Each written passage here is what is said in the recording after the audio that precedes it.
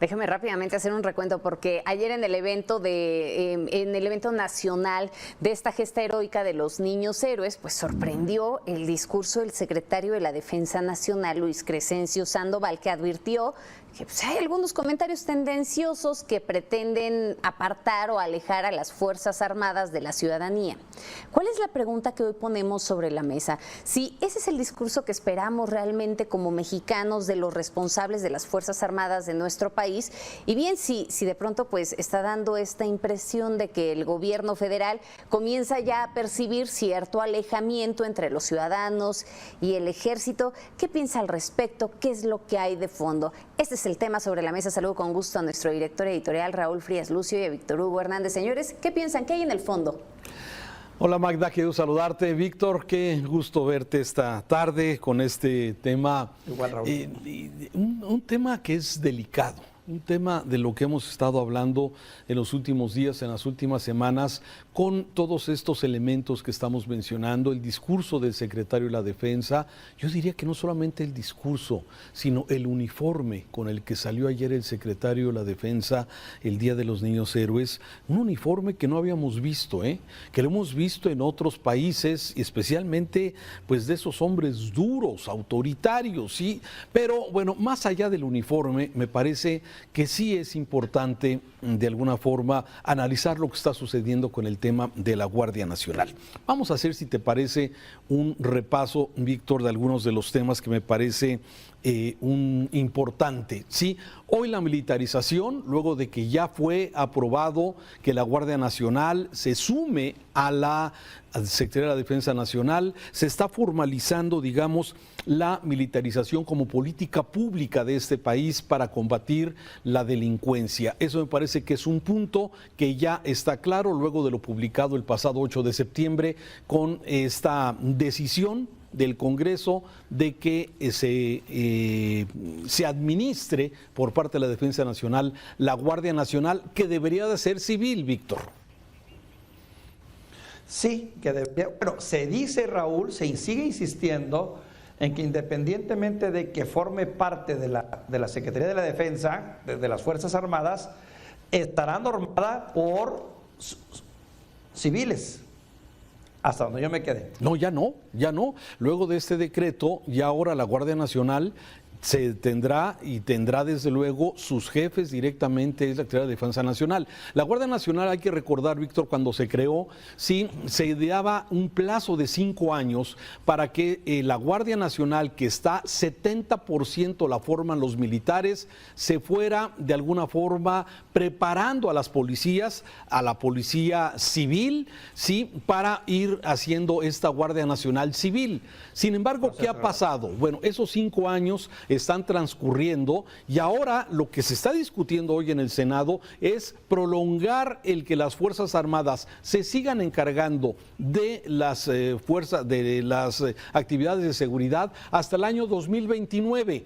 ¿Esto qué significa? Que el gobierno ha claudicado a esa idea original de que la Guardia Nacional fuera civil y que esos 5 años de alguna forma permitirían ir creando estos civiles, estos policías civiles que se incorporarían a la Guardia Nacional. Eso ya no pasó, Víctor.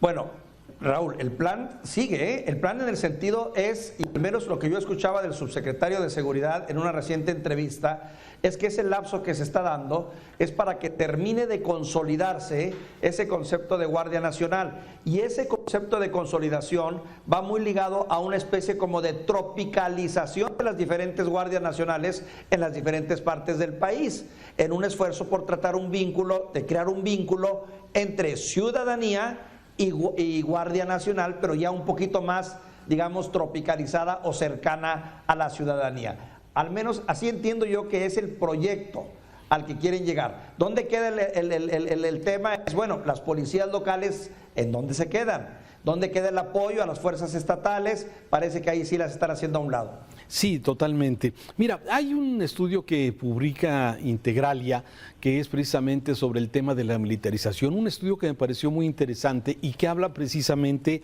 de este camino de cómo se ha venido militarizando nuestro país. Primero, hoy la Guardia Nacional está integrada, como ya hemos hablado, más o menos sobre 140,000 elementos, de los cuales el 70% son miembros del Ejército o de la Marina y el resto, 23,000, son policías federales que, por cierto, no se sabe cuál es el futuro de ellos. Segundo, hoy la fuerza militar, hoy el Ejército, la Marina, están encargados de por lo menos 20 acciones diferentes al tema de seguridad, como son distribuir medicamentos, construir sucursales del bienestar, construir aeropuertos, construir el Tren Maya, administrar puertos, y son 20 actividades que también le corresponderían directamente a la actividad civil, a los ciudadanos civiles, y sin embargo este gobierno le ha dado estas concesiones a las Fuerzas Armadas y que desde luego habla de este tema. No solamente eso, también le sumamos los recursos, 142,000 millones de pesos, una muy fuerte bolsa para las Fuerzas Armadas que tienen asignados este año para poder cumplir con todas las asignaciones que les han dado. Y por cierto, vale la pena mencionar que está entre las instituciones que mayor opacidad han tenido hasta el momento. No hay transparencia. Todas las solicitudes de información que se dan, que se solicitan a la Secretaría de la Defensa Nacional o a Marina, son respondidas especialmente con esa consigna de que son precisamente información reservada por cuestiones de seguridad. Víctor. A ver, Raúl, sí, tienes toda la razón y tu preocupación la entiendo perfectamente bien porque es válida y es la preocupación de mucha gente informada. Desde hace mucho tiempo, el ejército es un poder dentro del poder. No es recientemente de que nos encontramos de repente con un gran poder que empieza a ser opaco, que empieza a hacer declaraciones como las del día de ayer, etcétera. Ha estado presente durante más de 30, 40 años y ha ido gradualmente agarrando más y más y más poder. Se le han dado directa o indirectamente más recursos, últimamente no se diga, y también mucho más funciones. El argumento principal es de que no existe en México otra instancia que tenga esa capacidad, dada la tremenda corrupción que se ha demostrado dentro de lo que es la actividad civil, o los civiles, o nuestros políticos mexicanos, que son los que han hecho una desgracia en el país. Esa es la realidad. Pero sí, claro que existe el riesgo, y tienes toda la razón, de un mayor desbalance en la relación entre sociedad civil y militares. También la pérdida de las capacidades institucionales del Estado. También la corrupción, que decimos que no hay corrupción o que es mínima la corrupción, pero está claro que el ejército también se corrompe. E indudablemente también se mantiene un problema de relación de violación de derechos humanos, que también está presente. Como riesgos, ahí estoy de acuerdo contigo. Sí, a ver, pero no solamente, además de esto que estamos marcando, me parece que hay un tema que ha empezado a tomar relevancia, que es con el que quiero concluir. El tema de la politización de las Fuerzas Armadas y del Ejército Mexicano. El evento de ayer, el Día de los Niños Héroes, sí, la presencia del secretario de la Defensa, Luis Crescencio Sandoval, con este uniforme peculiar y el discurso que habla, un discurso político que, por cierto, habíamos oído a los comandantes de las Fuerzas Armadas, a los presidentes, hablar de esas fuerzas extranjeras, sí, hablar de esas fuerzas que quieren el mal del país, pero no un secretario de la Defensa Nacional, y sobre todo en este tono. Esto fue parte de lo que ayer dijo el secretario Luis Crescencio Sandoval en este evento, y esto es parte de lo que hablamos, de esta politización donde el secretario de la Defensa habla también de esos mensajes que quieren dividir al pueblo de las Fuerzas Armadas. Esto fue lo que dijo. Debemos discernir de aquellos que con comentarios tendenciosos generados por sus intereses y ambiciones personales antes que los intereses nacionales pretenden apartar a las Fuerzas Armadas de la confianza y respeto que deposita la ciudadanía en las mujeres y hombres que tienen la delicada tarea de servir a su país. A ver, Víctor. Sí, independientemente del uniforme, qué bonito uniforme, ¿verdad? Sí, Bueno, Te diré, Raúl, ese tipo de uniforme me trae mi recuerdo. No recuerdo, sino me hace referencia a otros países y no de buena manera, te debo decir. A dictadores de otros países, desde luego. Pero bueno, independientemente de eso, me parece que sí es importante el mensaje del secretario. ¿Sí?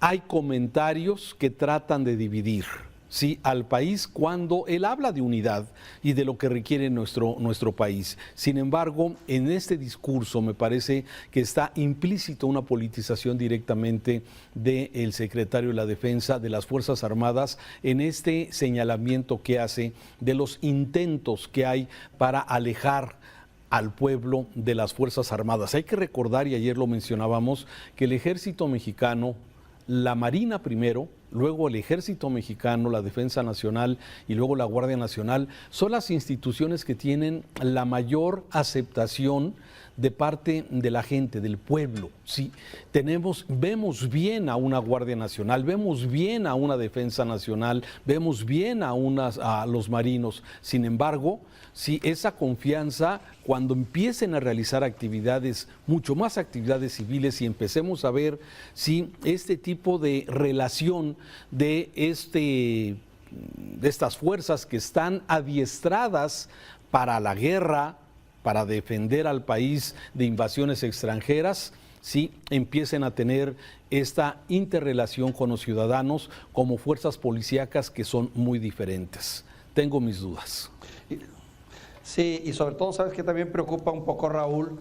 Que ahora el ejército también retome el discurso que ha tenido el presidente desde tiempo atrás, al señalar que quienes hacemos observaciones críticas buscando construir un mejor país, al hacer los señalamientos que consideramos conducentes, seamos automáticamente enemigos ya no de la nación, sino también de las Fuerzas Armadas. Es delicado, porque finalmente aquí hay una ruptura si no una ruptura, un riesgo de divorcio, porque una cuestión es el derecho a hacer la crítica como debe de ser, en las observaciones como se pueden hacer en un país libre y democrático, y en otro empezar a recibir mensajitos calladitos de que mejor no te metas.